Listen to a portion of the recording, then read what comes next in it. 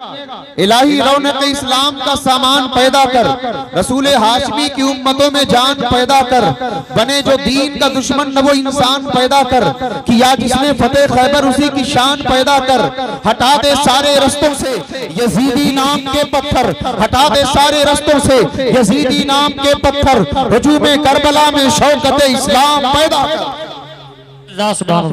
हुजूम करबला में शौकत इस्लाम पैदा कर।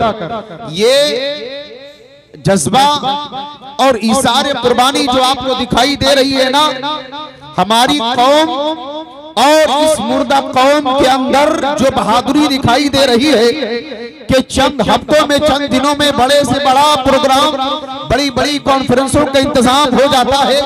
असल में ये जज्बा हमें किसी बाजार से नहीं मिला है, ये मोहब्बत और ये तमगा, ये तरीका हमें किसी सरमायादार से नहीं मिला है, न किसी बाजार से मिला है, न किसी साहूकार या सरमायादार से मिला है, न किसी बादशाह के दरबार से मिला है। ये जज्बा जो दीन पे मरने का हमें मिला है, ये कुर्बानी का जज्बा जो हमें मिला है, नबी के नाम पर कटने का जज्बा जो मिला है, नबी के नाम पर जलसा रचाने का जज्बा जो मिला है, नबी के नाम पर इकट्ठा होने का जो जज्बा मिला है, मेरे प्यारे वो बाजार से नहीं मिला है, वो करबला के मैदान से मिला है। और करबला का मैदान जब आप उठाकर देखेंगे तो एक एक जर्रा चीख कर कहेगा, जब जब बातिल का जिक्र होता है तो बातिल की सरमुगीबी के लिए किसी पहलवान की जरूरत नहीं पड़ती है। करबला के बाद बातिल की सरकुबी के लिए सिर्फ नामे हुसैन ही का,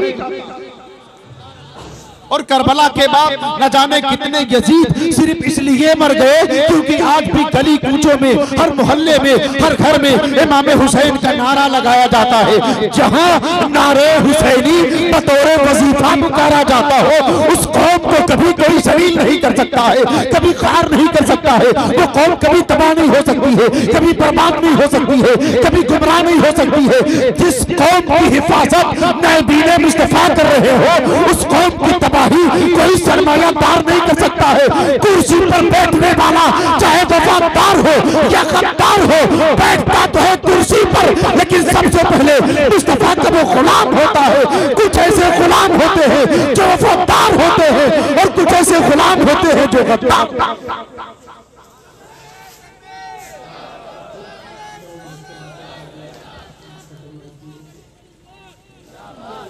और ये बुजुर्गाने दीन के आस्ताने तो हमें इसी बात पर उभारते हैं, इसी बात पर बुलाते हैं कि मियाँ ये धरती जो इस्लाम से लहला रही है ये ऐसे नहीं हुई है, बल्कि हमने कुर्बानियों को जो है पेश किया है। कौन जानता है कि इनकी हकीकत क्या है, ये कहाँ से आए थे, इनके बाप का नाम क्या है, इनके दादा का नाम क्या है, इनका खानदान कहाँ है, इनके बच्चों का मकान कहाँ है। इन्होंने अगर दीन के लिए अपना मकान छोड़ा है, इन्होंने अगर दीन के लिए अपना घर बार छोड़ा है, इन्होंने दीन के लिए अपने बच्चों को छोड़ा है, अपने खानदान को छोड़ा है, इसलिए नहीं कि इन्हें तख्त ताज मिले, इसलिए छोड़ा है कि गुमराहों के अंदर जो है ईमान की ललक पैदा हो जाए, तो जहालत में जी रहे हैं इस्लाम को उजाला मैसर हो जाए। अगर बुजुर्गाने दीन का कदम यहाँ ना पड़ा होता तो यहाँ नबी के नाम पर जलसा नहीं, बल्कि कोई मंदिर बना होता और एक पुजारी खड़ा होता जो बड़ा सा घंटा लेकर हिला रहा होता।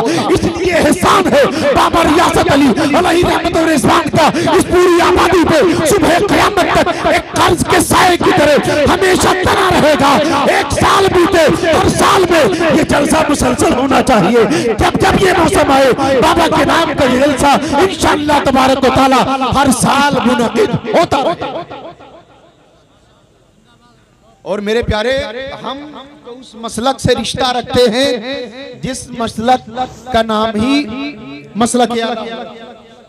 और इश्क मोहब्बत जब भी बोला जाता है तो आला हजरत का नाम ज़हनों में घूमने लगता है। क्यों, क्या वजह है, वो कैसे आशिक थे?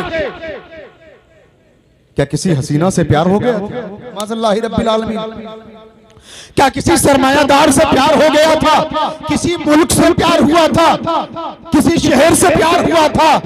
किस इश्क ने आला हजरत को आला हजरत बना दिया? किस इश्क ने पठानों के घर के शहजादे को नायब मुस्तफा बना दिया? और ये अमानत जब जब नाइबे मुस्तफा बनके मक्का की धरती पर पहुंचती है तो काबे शरीफ के मुतवल्ली ने एक हाथ में खिलाफे काबा पकड़ा था, दूसरे हाथ में इमाम अहमद रजा का हाथ पकड़ा था और बुलंद आवाज से कहा था मजमे को मुखातब होकर, इराक से आने वाला तू भी सुन ले, पाकिस्तान से आने वाला तुझे भी सुनना है, ईरान से आने वाला हाजी तुझे भी सुनना है, कायनात के सर्रे सर्रे से, कायनात के गोशे गोशे से चल के आने वाला हर आशिक रसूल, हर मुसलमान कलमा को ये सुन ले कान खोल के, हुआ मोजेज़ातुन नबिय्या, ये अहमद रजा नहीं है, ये बरेली का बेटा नहीं है, ये अहमद रजा मेरे नबी का जिंदा मोजेज़ा है। जो रजा नबी का जिंदा मोजेज़ा होता है वो किसी शहर में बंद नहीं होता है बल्कि पूरे हिंदुस्तान में छाता। नारे तकबीर, नारे रिसालत, मसलके आला हज़रत, उर्से मुक़द्दस, नारे तकबीर, नारे रिसालत, सुभान अल्लाह सुभान अल्लाह। तो अगर इश्क़े रसूल की बिना पर, इश्क़े रसूल की बुनियाद पर, इश्क़े रसूल की वजह से कोई जमाते अहले सुन्नत का 14वीं सदी का मुजद्दिद हो सकता है। अगर इश्क़े रसूल की बुनियाद पर कोई शख्स जो है, कोई आलिम दीन, कोई फकीह आज़म अगर वक्त का मुजद्दिद हो सकता है, अगर इमाम हो सकता है, एक ही वक्त में जो हदीस का भी इमाम हो, एक ही वक्त में जो फिक़ह का भी इमाम हो, एक ही वक्त में 50 उलूम की जानकारी नहीं बल्कि मुकम्मल दस्तरस जो रखता हो, अगर अहले सुन्नत का इमाम हो सकता है, अगर इसके रसूल की बुनियाद पर कोई इमाम हो सकता है, हम उसके नक्शे कदम पे चलेंगे। इमाम तो नहीं लेकिन इन इमामों के गुलाम का, इन्हें इमामों के अगर गुलाम हो गए तो दुनिया भी कामयाब, आखिरत भी कामयाब। कुछ लोग ऐसे हैं जो दरबार लगाते हैं, लगाने के बाद सीधे साधे लोगों को बेवकूफ बनाते हैं, यहाँ कभी बताते हैं, वहां कभी बताते हैं, गुजरी हुई बातों को भी बताते हैं। मेरे प्यारे सैयदी सरकार ख्वाजा गरीब नवाज अली रहमत और रिजवान का नाम आप जानते हैं? नहीं जानते तो जोर से बोले या गरीब नवाज। आज जिसने या गरीब नवाज बोला ना, उसकी आवाज की गवाही बाबा रियासत अली रहमत और रिजवान पेश करेंगे। बोलिए या गरीब नवाज। बीच में बहुत ज्यादा सन्नाटा छाया हुआ है, सिर्फ बीच वाले बोल दे या ख्वाजा गरीब नवाज। अल्लाह ताला इन हाथों को हिफाजत फरमाए, ईमान सलामत रखे। गरीब नवाज सरकार जब हिंदुस्तान में आए ना, इनके बड़े बड़े असातिज़ा, इनके बड़े बड़े गुरु घंटाल ऐसे ही दरबार लगा के बैठे थे। कोई हवाओं में प्रवास करता था, कोई धरती चीर के अंदर चला जाता था, कोई समंदर को अपने मुंह में ले लेता था, कोई आग का गोला बरसाता था, कोई न जाने कितने कितने भयानक अस्तहों की बारिश करता था। लेकिन जब गरीब नवाज की गरीब नवाज का कदम हिंदुस्तान की धरती पर पड़ता है, मेरे प्यारे, जब हिंदुस्तान की धरती पर गरीब नवाज का कदम पड़ता है तो इनके छक्के छूट जाते हैं, ये सारे के सारे मुंह की खा जाते हैं। इनकी असातिज़ा अपने अपने बिल में घुसने लगते हैं। अगर गरीब नवाज का कदम हिंदुस्तान में न पड़ा होता तो एक तो नहीं बल्कि आपके गांव में भी ऐसा दरबार नजर आता। ये तो गरीब नवाज का एहसान है कि इनके उस्तादों को, इनके गुरु घंटालों को अपनी जूतियों के जरिए उन्होंने इस्लाह फरमाई है, इलाज किया है, वरना आज गली गली जादूगर घूम रहा होता। ये एहसान है ख्वाजा गरीब नवाज का कि आपकी धरती पर कोई जादूगर नहीं बल्कि आशिक़े रसूल नजर आता। ये चंद बातें थी जो मैंने अकीदे की दे दी, क्योंकि मैंने कुरान मुक़द्दस की जो आयत करीमा तिलावत की है वो अकीदे के मुताबिक। इस दौर में जबकि बाप ये रियायत भूल रहा है कि लड़का बहुत अच्छा कमा रहा है, इंजीनियर है, प्रोफेसर है, डॉक्टर है, बाप सुन्नी से अकीदा मुसलमान है, माँ भी सुन्नी है, पूरा खानदान सुन्नी है, लेकिन जब बेटी के रिश्ते की बारी आती है तो वो कहता है क्या हुआ, अहले हदीस है तो क्या हुआ, इंजीनियर है, प्रोफेसर है, न जाने कैसी कैसी जो है अपने आप कैसी कैसी ड्यूटियों पर फाइज है, बड़ी बड़ी तनख्वाहें हासिल कर रहा है, चलो बेटी को दे देते हैं। आखिरकार वो भी तो नबी का कलमा पढ़ता है, वो भी तो नबी का कलमा पढ़ता है, नबी का दिया हुआ कुरान पढ़ता है, नबी का दिया हुआ कलमा पढ़ता है, बताए हुए तरीके पर नमाज अदा करता है, रमजान के महीने का रोजा रखता है, अल्लाह ने तौफीक दी है, हज भी बार बार अदा कर रहा है। तो अब चलो मौलाना की न सुनो, चलो चल के बेटी का हाथ दे दो। मैं उस बाप के सीने पे अपना हाथ रख के पूछना चाहता हूँ, जिस बेटी को तूने अपने कलेजे से लगाकर पढ़ाया लिखाया है, जिस बेटी के सर पे अपना दस्ते शफ़क़त रखा था, जिस बेटी को तूने तूने अपनी इज्जत और आबरू बताया था, जिस बेटी को अपने घर की बरकत बचा रहा था, जिस बेटी को अपने घर की रहमत बता रहा था, जिस बेटी का नाम लेके रब की बारगाह में रहमतों की भीख मांगता था, उस बेटी ने तेरे साथ कौन सी ऐसी खता की है, कौन सा ऐसा जुर्म कर दिया है, कौन सा ऐसा गुनाह कर दिया है। फूल से ऐसी शहजादी को जो इसके रसूल में मत है, इसके रसूल की एक जीती जागती मिसाल हुआ करती है, जो चला के इसके रसूल अपने सीने में चला के बैठती है, कुरान की तालीम हासिल करती है, हदीस का सबक लेती है, नमाज भी पढ़ती है, ज़कात का तरीका भी सीख रही है, सारी नेकियां सीख रही है। लेकिन बाप ने कौन सी ऐसी कमी बेटी के अंदर देख लिया है कि ऐसे सालिम के हाथों में दे रहा है, जो इतना जुल्म कर रहा है। अपने तो अपने हैं, वो नबी पर जुल्म कर रहा है। नबी इसमें जुल्म क्या है? आप कहते भैया मौलाना कह रहे हैं कि वो नबी पर जुल्म करता है। भला नबी पर कोई जुल्म कर सकता है? ये नबी पर जुल्म है कि नबी मेरे बड़े भाई की तरह है माज़अल्लाह। ये नबी पर जुल्म है, नबी को पीठ पीछे की इल्म नहीं है। ये नबी पर जुल्म है कि नबी को उठाया जाता नहीं है। ये नबी पर जुल्म है कि नबी को सलाम पहुंचता नहीं है। ये नबी पर जुल्म है कि दरूद भेजने से कुछ नहीं होता है। ये नबी पर जुल्म है कि मिलाद करने से कुछ नहीं होता है।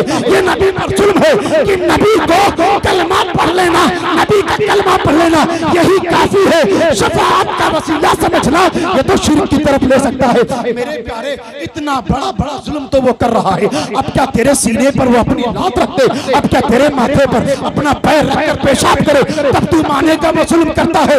जो नबी के साथ जुल्म कर सकता है वो तेरी बेटी के साथ वफा क्या करेगा? वो तेरे साथ क्या वफा करेगा? इसलिए नए नए बापों के नए नए जहन को मैं देखना चाहता हूँ, जो अपनी बेटियों को ये कहकर दे देते हैं कि बेटी देना है दे दो। लड़का इंजीनियर है, लड़का प्रोफेसर है, यहाँ तुमने अपनी बेटी को एक जालिम के हवाले कर दिया है। और जब आपकी बेटी रुखसत होती है तो उसके कुछ आंसू भी टपकते हैं, जो उसकी जो है उसकी मजबूरियों के दास्तान कहते हुए जाते हैं और टपकते हुए आंसू कहते जाते हैं। ए मेरे मालिको मौला, जिस बाप ने मुझे इतने नाज नखरे के साथ पाला था, अगर मैं रो देती थी तो मेरा बाप हजारों हजार कपड़े का इंतजाम करता था, बीमार होती थी दवाओं का इंतखाब करता था, परेशान होती थी, घर अपना जो सर पे उठा लेता था। आज उसी बाप ने मुझे ऐसी जगह भेजा है जहाँ न सलाम चलता है, न दरूद चलता है, न फातिहा चलता है, न कलाम चलता है, न क़ुरान चलता है, न मिलाद चलता है, न नज़्र व नियाज़ चलता है। जहाँ न तो बुजुर्गों से अकीदे की बातें बताई जाती है, वहाँ तो ईमान पर डाका डाला जाता है। ए मौला, जिस तरीके से मेरे बाप ने मेरा ईमान छीनने की कोशिश किया है, मरने से पहले इसे ईमान न नसीब हो। जब बेटियों के आंसू रब की बारगाह से फरियाद करते हैं, तारीख गवाह है, अरब की बेटियों के आंसुओं ने तो फरियाद किया था, ए मौला बहुत हो गया, अब बूट के जरिए किसी बच्ची की गर्दन नहीं होनी है, मरोड़ी होनी चाहिए। अब बूटों के जरिए किसी बेटी का कलेजा मुंह से बाहर नहीं आना चाहिए। कोई बाप अपनी बेटी को दबा न करे तो वो आंसुओं का फरियाद रब की बारगाह में जब पहुंचता है, वो पैगाम जब पहुंचता है तो अल्लाह को चला लाता है। इन सारे फितरों को रोकने के लिए अल्लाह रब्बुल इज्जत ने अपने सबसे चहीते पैगंबर जनाब मोहम्मद रसूलुल्लाह को मबऊस फरमा के उस तमाम फितने को हमेशा के लिए बंद कर दिया है। इसलिए मेरे प्यारे भाई, बेटियों के आंसू को आप ऐसे बर्बाद न समझे, बगैर मतलब के न समझे। उनका गिरता हुआ आंसू आपको तबाह बर्बाद कर देगा, ईमान तक नसीब नहीं होगा। इसलिए वो बाप जिनका ये इरादा है कि अगरचे बेटा अगरचे लड़का अहले हदीस है, गैर मुकल्लिद है, तो क्या हुआ, बेटी की शादी कर दो, बड़ा अच्छा मौका है, बड़ा पैसा कमाता है, बदले में कुछ लेता भी नहीं है, बदले में कुछ मांगता भी नहीं है। मेरे प्यारे, पूरी दुनिया ये चाहती है मैं पूरी दौलत देके अगर जन्नत खरीद सकूं तो खरीद लूं, लेकिन दौलत के जरिए जन्नत खरीदी नहीं जा सकती है। मेरे मुस्तफा ने पैगाम दिया है, जिसकी आप बेटी हो अपनी बेटी को पढ़ाए लिखाए, अच्छी तरबियत दे, और जब वो जवान हो जाए अच्छे घर में उसका रिश्ता कर दे। नबी फरमाते हैं, कद हल्लत लकुम शफाअती, जिसने ऐसा कर दिया है उसके ऊपर मेरी शफाअत वाजिब। कहाँ पड़ा है दुनिया की रंगीनियों में। मैं अकीदे की एक आयत मैंने तिलावत की है। आज जो लोग ये कहते हैं चाहे बेटियां दे रहे हो या बहुएं ला रहे हो, सबके लिए कुल अबिल्लाहि व आयातिही व रसूली कुंतुम तस्तहज़िऊन। जो अल्लाह और उसकी निशानियों और उसके रसूल का मजाक उड़ाते हैं। ये मजाक उड़ाना ही तो है कि जो नबी की बारगाह में गुस्ताखी करता हो, जो औलिया को मादरसात गालियां देता हो, जो आशिक़े रसूल को मादरसात गालियां देता हो, अपनी किताबों में अपने नापाक अकीद और इरादे को ज़ाहिर करता हो और बार बार अल्लाह रसूल का हवाला देता हो, ऐसे बंदे के यहाँ रिश्ता करना ये अपने आप पर बहुत बड़ा जुल्म है। इसलिए मेरे प्यारे, अकीदे की पूरी पूरी फिक्र करें। अकीदा नहीं तो कुछ भी नहीं है। बस इस आयत करीमा को समझाने के लिए मैं आपको ये बता दूं, अरबी का एक ज़ाब्ता है। वो ज़ाब्ता ये है, मुफ्ती राशिद शायर इस्लाम भी है, अमीर भाई बैठे हैं, तमाम उलमा इकराम बैठे हैं।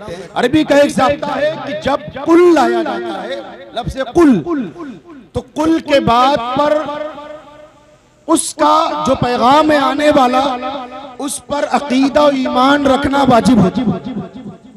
और अगर किसी ने इसमें शुबहा किया तो दायरे इस्लाम से खारिज हो जाता है। फॉर एग्जाम्पल अल्लाह फरमाता है कुल ला अस्अलुकुम अलैहि अजरा। इस आयत का मतलब आप खूब समझते होंगे, सुनते होंगे उलमाए किराम से। तबलीग और इरशाद के बदले में अल्लाह ये चाहता है, महबूब आप कह दे अपने आशिकों से, तबलीग और इरशाद के बदले में रुपया पैसा दिरहम दनानीर नहीं, बस ये है कि तुम नबी के बच्चों से खूब मोहब्बत करो। अब अगर यहाँ कुल के बाद के पैगाम पर कोई अमल करने से रुके और अगर इनकारी तौर पे है तो वो काफिर है। दूसरी जगह अल्लाह फरमाता है कुल या अय्युहल काफिरून, यहाँ काफिरों का जिक्र है।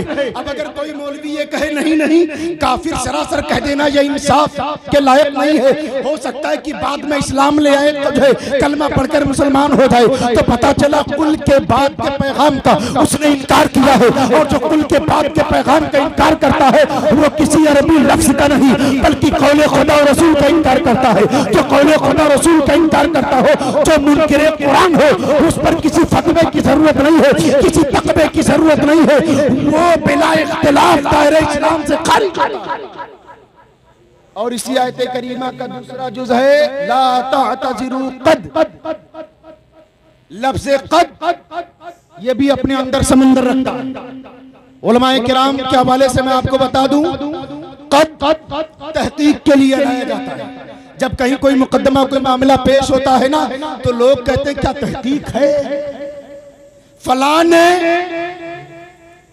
गुनाह किया, ज़िना किया, ये इल्जाम है कि इसकी तहकीक है। अगर तहकीक होती है तो वो बात पत्थर की लकीर से भी ज्यादा मजबूत होती है। तो इस आयत करीमा में अल्लाह रब्बुल इज्जत ने कुल का भी इस्तेमाल फरमाया है, कद का भी इस्तेमाल फरमाया है। ना कुल का इनकार किया जा सकता है, ना कद का इनकार किया जा सकता है। कुल का फर्कुल कद है, कहने वाला भी रब ताला के साथ है। और कद इस तमाम बात पर, इन तमाम पैगामात पर जिसने तहकीक किया है वो दुनिया का कोई मुफस्सिर नहीं, वो दुनिया का कोई मुजद्दिद नहीं, वो कोई सरमायादार नहीं, वो कोई जो है वो कोई सरमायादार साहूकार नहीं, बल्कि वो खुद परवरदिगार है। ये परवरदिगार आलम की तहकीक जो अल्लाह और उसकी निशानी और उसके रसूल का मजाक उड़ाने की कोशिश करते हैं। ला तातज़िरू कद कफरतुम बाद ईमानिकुम। ए महबूब ऐलान कर दे, अब उनसे ऐलान कर दे कि तुम मेरा मजाक उड़ाते हो, अल्लाह की दी हुई निशानियों का मजाक उड़ाते हो, मेरी बशारतों का मजाक उड़ाते हो। मैंने कहा मदीना मेरा होगा, तुम्हें शुबहा है तो तुमने मजाक उड़ाया है। नबी ने कहा इराक मेरा होगा, अगर किसी ने शुबहा किया तो उसने मजाक उड़ाया है। अगर नबी ने कहा पूरी दुनिया पर मेरी हुकूमत होगी और पूरी दुनिया में इस्लाम का झंडा लहराएगा, अब मुझे मान लेना चाहिए अगली उम्मतों को अल्लाह रब्बुल इज्जत ने हिला को तबाह बर्बाद किया था। उसकी एक सबसे बड़े वजह यह है, एक सबसे बड़ा सबब यह है कि अगली उम्मतों ने अपने नबियों से हर बात पर जवाब